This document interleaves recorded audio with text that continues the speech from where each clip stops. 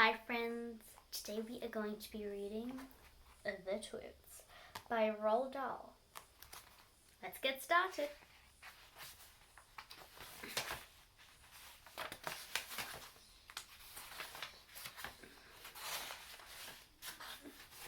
What a lot of hairy-faced men there are around nowadays. When a man grows hair all over his face, it is impossible to tell what he really looks like. Perhaps that's why he does it. He'd rather you didn't know. Then there's the problem of washing. When the very hairy ones wash their faces, it must be a big job as when you and I wash the hair on our heads. So what I want to know is, how often do all these hairy-faced men wash their faces? It is only once a week, like us on Sunday nights. And do they shampoo it? Do they use a hairdryer? Do they rub hair tonic to stop their faces from going bald? Do they go to a barber and have their hairy faces cut, trimmed, or do they do it themselves in front of the bathroom mirror with nail scissors? I don't know. But the next time you see a man with a hairy face, which will probably be as soon as you step out on the street, maybe look at him more closely and start wondering about some of these things. Mr. Twit. Mr. Twit was one of those very hairy-faced men. The whole of his face, except for his forehead, his eyes, and his nose, was covered in thick hair.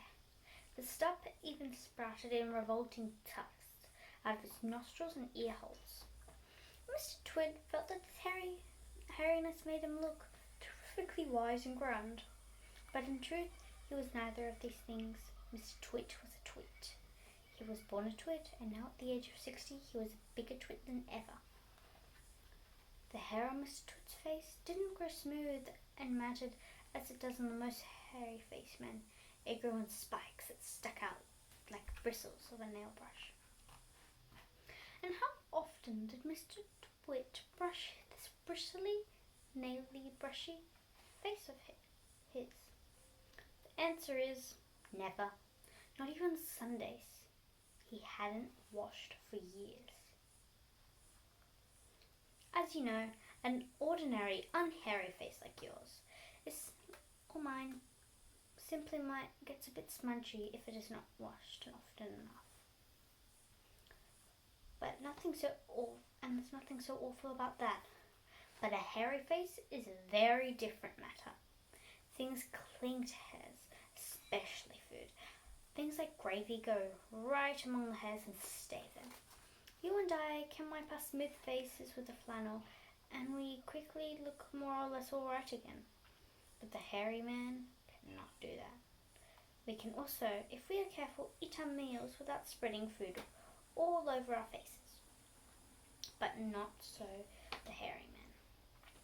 Watch carefully next time you see a hairy man eating his lunch, and you will notice that even when he opens his mouth wide, very wide, it is impossible to get a spoonful of beef stew or ice cream and chocolate sauce in without leaving some of it on the hairs. Mr. Twit didn't even bother to open his mouth wide when he ate. As a result, it became because he never washed. There were always hundreds of bits of old breakfast, lunches, and suppers sticking out to the hairs around his face. They weren't big bits, mind you, but he used to wipe those off with the back of his hand or on his sleeve while he was eating. But if you looked closely, not that you ever want to, you would see tiny little specks of dried up scrambled eggs stuck to the hairs, and spinach, tomato ketchup, and fish fingers, and mince, chicken livers, and all the other disgusting things Mr. Twit liked to eat.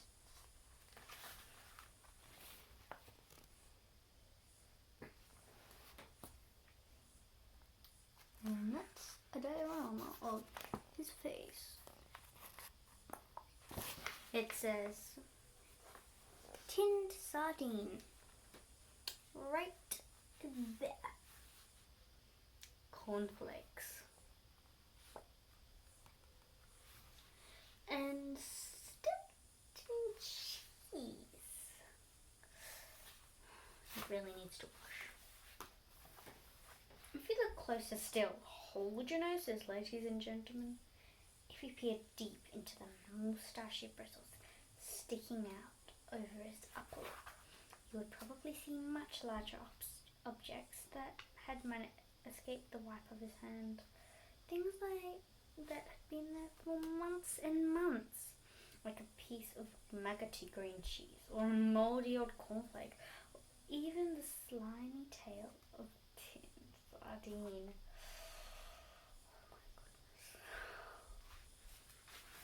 Because of all this, Mr. Twit never went really hungry.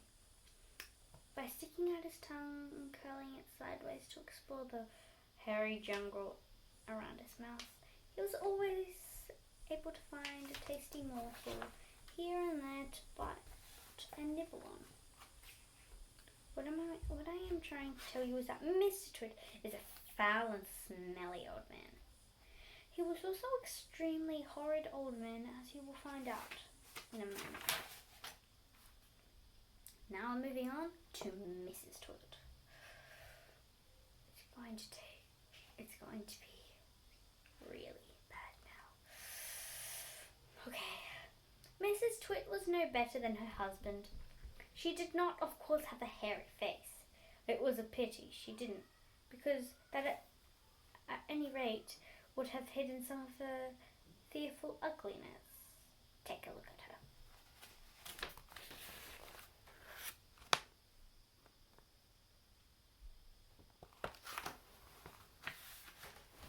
Have you ever seen a woman with an ugly face than that? I doubt it. But the funny thing is that Mrs. Twit wasn't born ugly. She had quite a nice face when she was young. The ugliness had grown upon her. Year by year she got older. Why would that happen? I'll tell you why. If a person has ugly thoughts, it begins to show on the face. And when that person has ugly thoughts every day, every week, every year, the face just gets uglier and uglier until it gets so ugly you can hardly bear to look at it. A person who has good thoughts can never be ugly. You can have a wonky nose and a crooked mouth and a double chin and stick out teeth, but if you have good thoughts, they'll shine out of your face like sunbeams and you'll always look lovely. Just remember that. Nothing shone out of Mrs. Twit's face. In her right hand, she carried a walking stick. She used to tell people that it was because she had warts growing on the sole of her left foot. Really?